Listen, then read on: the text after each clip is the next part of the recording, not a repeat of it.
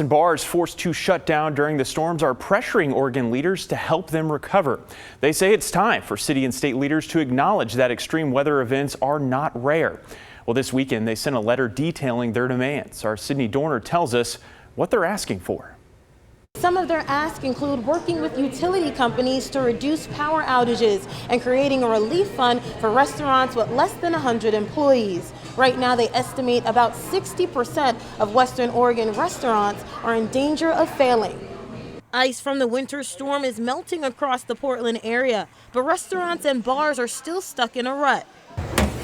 They say without help from the state and city, their food carts, bars, and restaurants may have to close. We're still coming off a lot of the challenges of the pandemic. I can say that for this restaurant specifically, we're still not doing the level of business that we were doing in 2019 pre-pandemic.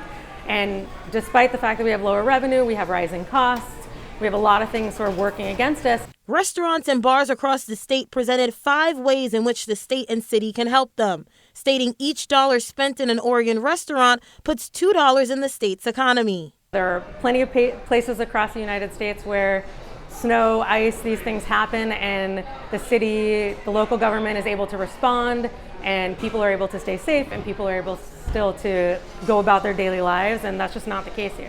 Some of their demands include more snowplows and salt on the roads, placing a moratorium on commercial evictions for 3 months, and improved response times to outages. When we lose business, $75,000 of business, that means that we're not buying beer, wine, we're not supporting our local farmers. Everybody is feeling the impact. Restaurants and bars say after COVID reduced consumer spending and inflation, they just can't afford the hit from the storm. They say if leaders don't act quickly, they just might sink. Sydney Dorner, KGW News.